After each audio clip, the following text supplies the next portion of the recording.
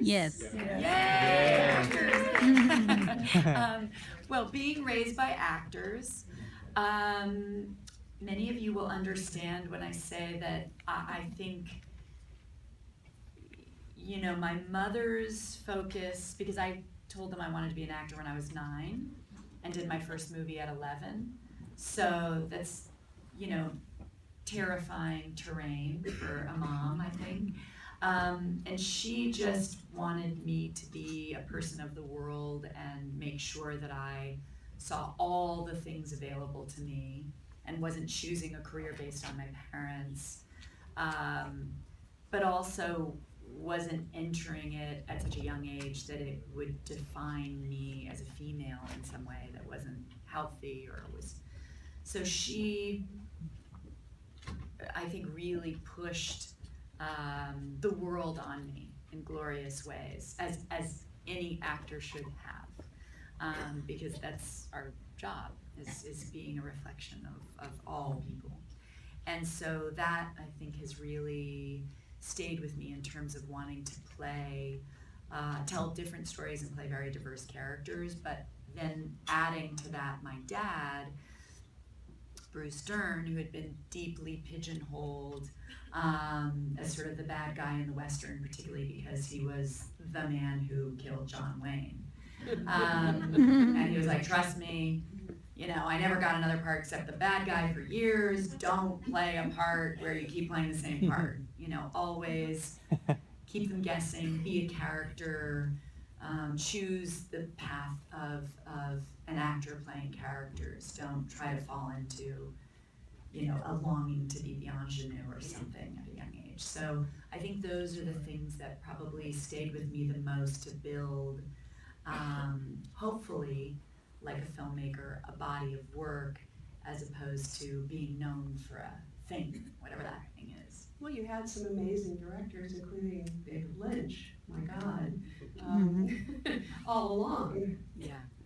From the beginning. You were able to do the strangest, weirdest things and not blink an eye. Exactly, which is a job requirement with David Lynch. But also to have a director who would say, I want you to play this character, which is sort of the iconic girl next door role in the film Blue Velvet, and then only a couple of years later play this sort of sexual siren character and completely the opposite of the previous character, and then continue that relationship over time where you're not just always playing someone different, but you might even be playing 4 different people in the same movie. There's no director who will let you do that but David. And so the good fortune of him being my maestro since I was 17 and spending life not only playing different characters, but learning, as you say, in independent film, where you really can break all boundaries and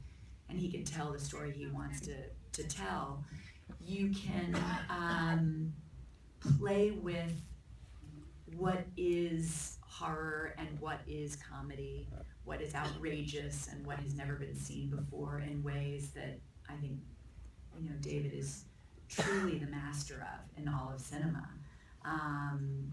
And he taught me so much about being truthful in an absurd circumstance and also about comedy in the weirdest and most broken places, which I think really prepared me for getting to play comedic roles that were an unexpected part of my career. Well, we can leap all the way here to Marriage Story because this has all of that.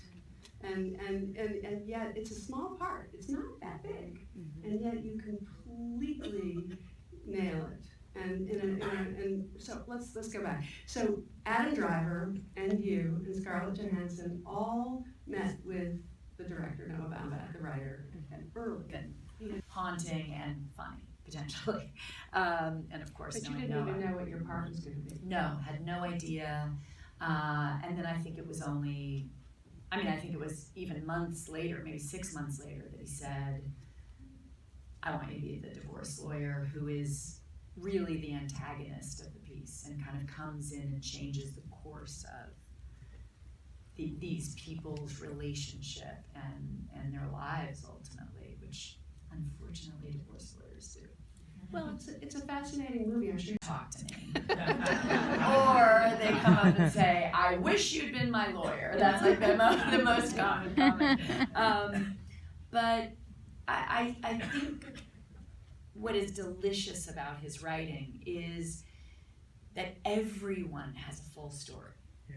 You know, there's no person that you meet in Noah's film that we don't know. I was saying to him the other day, there was a screening and I was walking out and I saw a cinematographer that I know, and he was walking with his wife to his car, so I didn't get to catch him. But as I was walking sort of near enough to hear them talking, he was like, I know every one of those people. I mean, come on, the flirty grip, there's one on every movie. And I just loved their dialogue about it. But what I loved is when Noah was working on the character of Nora that I got to play, that he knew what he wanted from her in terms of moving the story forward and in terms of who she was as a woman who was going to win. Like, that was clear. That was how she was hired, and she is the person who will achieve that win. And there are several in this city who are like that. But what it speaks to the beauty of his writing is it doesn't stop there. That the conversations then lead to, but nobody's just one thing. And why did she get into the business in the first place? Because you're questioning, is she manipulative? Is she just trying to get ahead? Is she trying to reel in Scarlett, get her to be in but she has a speech. Exactly. And she reveals herself. And I mean, isn't it the most glorious speech you guys have, right? Yeah. And she's right. And that's what's so gorgeous, is you can feel all these different things about her, but what she says is true. And it's one of the most male-dominated professions. And a woman who comes into that profession, in Noah's mind and mine, probably got in it with the intention to sort of, you know, give voice to those who are underrepresented, and these are the reasons why. And there's something delicious about it. And so then myself as a reader, I was like, oh my God, I'm on her side. I have to play this person. I love her. And then you get to her last scene. She's like, I forget it, but it's like 55-45. And I didn't want him to be able to tell his friends. You're like, oh my God, how did you do this? No one asked you to do this. But that need to make sure she's won doubly, you know, it's like such a fascinating part to play. But you got to contribute to the speech too. It wasn't just Noah Baumbach. It did, and this is why we love Noah Baumbach as actors, because any of us have improvised, or, I mean, that's the fun of being there. It's used, it's not used, it works, it doesn't, you know, we're there trying things and seeing if, even on one take, you do something that totally doesn't work, but it informs where you need to get, and that's the beauty of this collaborative process. But we aren't given credit, and we don't expect it. We're just happy that, like, if we use the line and it worked, or if something came out of our mouth and it works, and someone's ego isn't like, oh, well, I didn't really write that, so we're not going to put that in. Like, how glorious that it gets to be an open dialogue. But Noah very generously keeps giving me credit for adding this line, which was when he wrote the speech. And I know he's very meticulous, and it's letter perfect. The screen directions are in there perfect, you know. She clicks off her red, shiny high heels. It's in the script. The script is perfect. It's so beautiful. But I read the speech, and I don't know. I said, do you mind if I add one more line? Which was, and God didn't even do the fucking. It seemed to be But we did do an interview in our junket recently, and I was with Noah on one side and Adam Driver on the other, and it was for the Christian Times. Noah said, you added a line. How did you handle that? The word wasn't there to make the baby. I don't know. Like, which line? Adam's like, tell them, Laura, what line. I was like, I'm Catholic, please don't do this to me. But guys, he He didn't. So working with him, you had this great. It speaks to having gotten over the terror of doing a couple of Broadway plays, particularly Cat on a Hot Tin Roof, where she never stops talking. So she said, I know I have to just go into it like that and memorize this for weeks before we get there, or I'm not going to be able to be in the moment.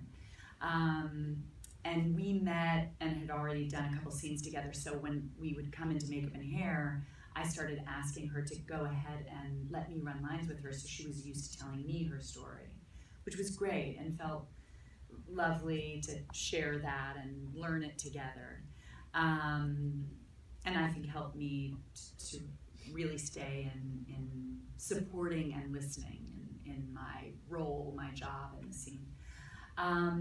And then, you know, we did it in one take. It is used as such, but that one take was done over and over again, and it was word perfect every time. And it's really interesting when writing is that good. And I would say this about Alexander too, our friend Alexander Payne. When writing is so good, you know it's what you would say. Mm-hmm. In your deepest moment, in your family conversation, it's exactly how you would phrase something. And Noah writes like that. And there are very few writers where you can't wait to say it because it's so true for you. That when you're doing it, and Adam Driver speaks a lot about this with Noah's work, you feel such freedom because you're emotionally improvising. But you're not in the busyness of coming up with the words because the words don't really feel true. So all that's behind you, and now you're just feeling your way through all the different ways this can go. And that scene felt very much like that, and I know everyone has said that. I mean, Alan Alda speaks. How amazing is Alan Alda? Wow, awesome. Oh my God. I was talking about the score, too. And the score. It's just the most beautiful score. I said to Anne, I was literally in tears. I said, we've done so many Q&As, and every time I come at the end and get to hear this incredible Randy Newman score, it brings tears to my eyes. It's so beautiful. But even Alan Alda speaks to how these words are so, they give you such opportunity to play. And I always say to him, well, you say that because you have my favorite line in the movie, which is, I wouldn't expect much from that cat. I just love the way you go up against Ray Liotta. I don't know about the rest of you, but Ray Liotta to me is really terrifying. Wow. He's like a very threatening, masculine guy. Yeah. And you hold your own with him. I think Thank you can take you. him apart. I really appreciate it. Yeah. Well, I did love, and one of the fun collaborations of this was Mark Bridges, our amazing costume designer who won an Oscar for The Artist. He did Phantom Thread. I mean, he's a brilliant designer. And when we were making what I'd wear in court, I said, I really want armor. And when I'm ready for a street fight, I need that thing. So can you make me a jacket? And like a guy would like roll up his sleeves to start the fight. I feel like for her, it would be like, oh yeah, I'm gonna show you what a woman looks like. I mean, I just feel like it's like shoving her femininity into his face and then like attacking him. But he's so funny in it, it just kills me. He's like, you gotta buckle a car seat. You can't. Like, I don't know. Everything about that scene just makes me laugh so much. And the acting is so beautiful. And I will say, and we've talked about it a lot, because Anne and I have the blessing of getting to talk about movies together, and this year particularly, of also being the women at the same time, which is a beautiful, amazing cast of actors. But I watched Marriage Story, and I literally have fallen in love with every single performance in this film. I'm just blown away by all of them. I mean, Julie Haggerty and Merritt Weaver. I mean, they're just, everybody's so wonderful and so honest. And so our family, you know. But you are on a roll. Cover a couple in real life. Whoa. Noah Baumbach and Greta Gerwig are a couple, and it's amazing because they met when Greta was cast in Greenberg, and they've collaborated on a couple of films writing together. And so I think their rhythm is very similar. And you feel the musicality, I think, in both films. And they both wrote and directed. Yeah. Exactly. And so everything, again, is scripted. Every overlap, every nuance of how one line finishes the next, you know? And so I think in the case of Little Women, even though it's an adaptation, the mess, the relatability of family, the modernness of the noise in a household, I think Greta really brought to the language of Louisa May Alcott, the way she scripted it, and we choreographed all the family scenes. Precisely. Yeah, for 2 weeks preceding filming, and so we were a machine, you know, like we'd choreographed a dance, and that I think added a real accessibility to the language, and a revolution to the story. For those of you who've seen it, I mean, I think what's incredible is it feels, and I think this was her intent, that Greta, and she wanted to, gave Louisa the ending that Louisa wanted for her own book, but the times wouldn't allow it. And that's very moving. My daughter and I were on vacation. Left with both things are true. You know, the book will live forever, and we have that ending, and that's a storyteller's ending, required by a male-dominated publishing world who say, you know, women need to either be married or die at the end of the book, which is one of my favorite lines in the movie, spoken by Tracy Letts, and it was fantastic. No, but it speaks to some of the and they were. My rebel said, I want to do this. When I was asking him, why do you need to make this movie? He said, I want to do this because I want people to know that endings aren't failings. And the movie does so give us exactly that. You know, love stories are here forever, even if they've ended. And they give us children, and they give us wounds, and they give us art and all these things. But I do feel deeply personal, and I think the whole crew did, about the whole film. You know, like in the end, I just pray